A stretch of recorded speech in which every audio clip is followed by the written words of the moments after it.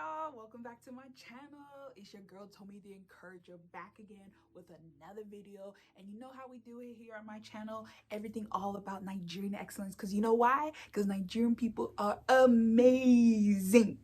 So let's get into it. You already know Nigeria. Tommy, what are you doing? That was weird, guys, right? Anyway, so welcome back to my channel. I mean, small break, and Donald Trump wants to bring someone from the America to replace me. Girl, bye.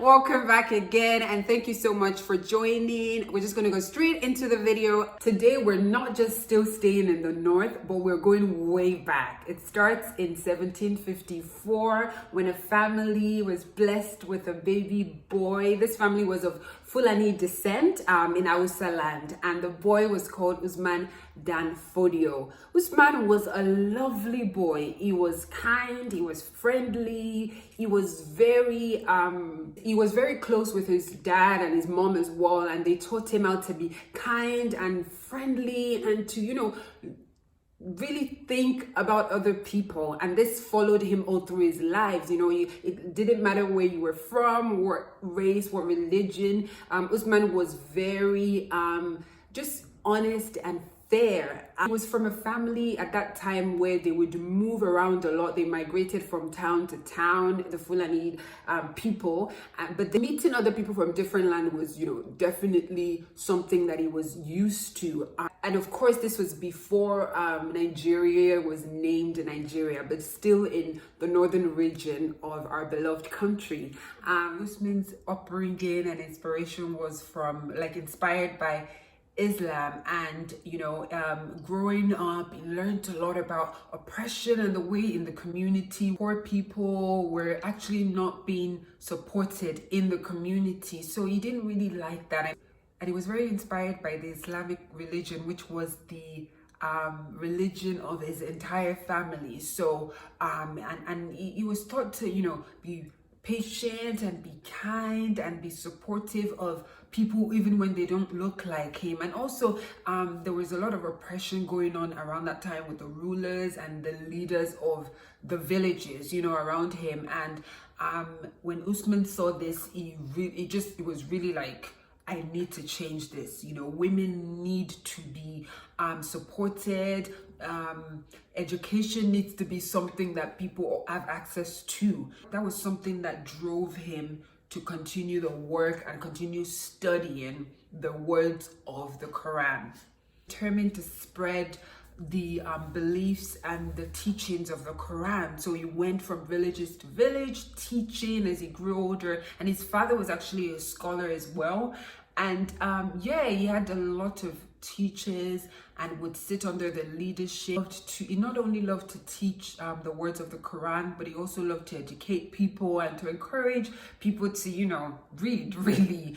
And he was so respected, you know, as he grew older and he started to teach and also learn from other teachers and scholars as well. Even the king of the town, like, literally respected him so much and would listen to him, you know. But as time went on, of course, as many of these stories go, people started to get jealous. People that were getting jealous were people who, the fellow scholars, fellow teachers, even the kings and the rulers of different kingdoms, you know, around. They thought, oh my goodness, he's definitely building a following, so he's about to take over everything, you know, the entire Hausa land. Even at one point when the King of Gobir, who respected him so much, invited a lot of the teachers to the palace for a meal and everything, and they were I said and everything along. They were enjoying themselves, and the king gave gifts to everybody, and the people noticed that Usman's gift was extra special. So clearly he was a favorite, but he did something right with that gift. He was like, no, I don't want it. You know, he respectfully declined, and he said, use that gift to help the poor people in the community. I mean, we're up here having a ball. There are people outside who definitely needed more. And of course, the king was super insulted by that, and he thought, how dare you? He basically did not think that was a great idea. After a while, though, this king passed away and his son King Yunfa took over. And King Yunfa was a terrible king. He just loved to oppress people. So as the king continued to oppress people and the women were literally abused and the cattle were stolen, all that horrible things, Usman's followers literally left with him to a town called Gudu, and by that time they chose him as their leader because they really believed that, okay, this is someone who's pushing for peace and unity and is not going to be oppressive and is not going to just push us to do things that we don't want to do, you know, because they respected him as well. And there were a lot of them, there were about thousands of them that followed him after the king pretty much killed so many.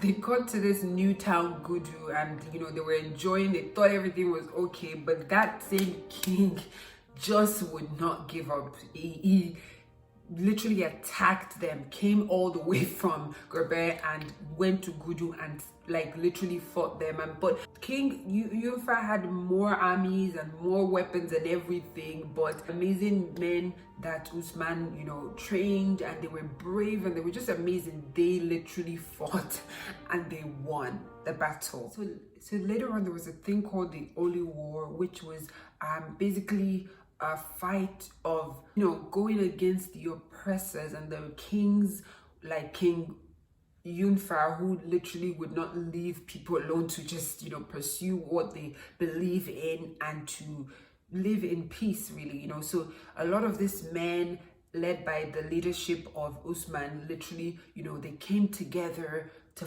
fight to protect their land.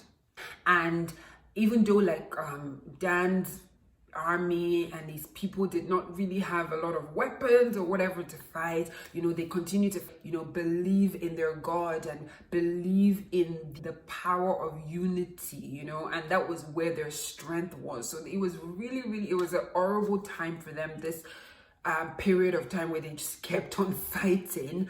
4 years, these men continued to fight, and at the end they actually won, and they were able to bring peace to not only their amazing little town Gudu, peace to other towns around that was literally being oppressed by awful leaders. To live in this peaceful state of mind and everything, there were people so as people started to live in this peaceful state of mind, the emergence of emirs was born, where, you know, the leaders began to teach people, and Dan as well started to write books and just to give people a sense of like we can all live in harmony and peace. And they didn't just stop at, you know, teaching Islamic religion and the teachings of the Quran, but they also educated people and they wrote amazing books. He also wrote lots of books, and he moved to a place called Sokoto, still in the north as well, and that became the headquarters of the new caliphate. Dan and his family later settled in Sokoto. He continued to encourage girls, which was very rare at the time, and even till today, you know, to learn new skills and be educated. And he literally was so fair and just in his leadership, you know, because he ruled over all the emirates as well.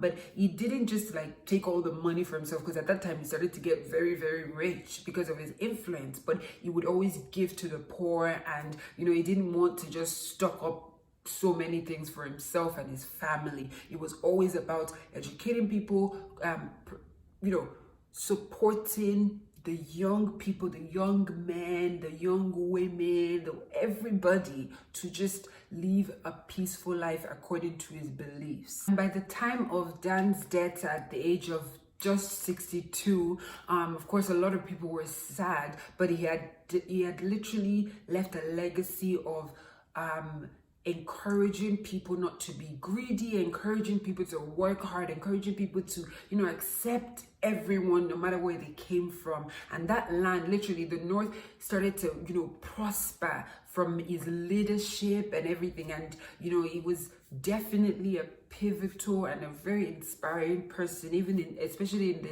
Islamic faith as well. As always, it's just a brief introduction, and I truly hope you continue to you know, research about this amazing man who did so much more than I can even say in this video. And yes, oof. See us sneezing. See, when God comes in, right, and people are coming into your channel, God will just make them sneeze. Enemies of programs, get out of here. But anyways, I hope you did like the video. And so just know that you're amazing. So please say these affirmations after me, okay? I am proud to be a Nigerian. Say it with your chest. Say it with your chest. I am proud to be a Nigerian.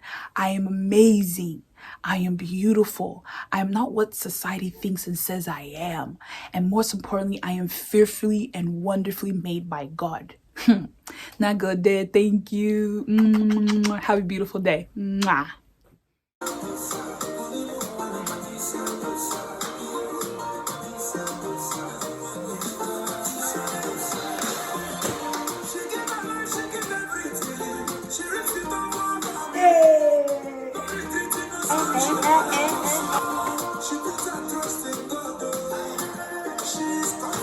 Confident, man. Come on.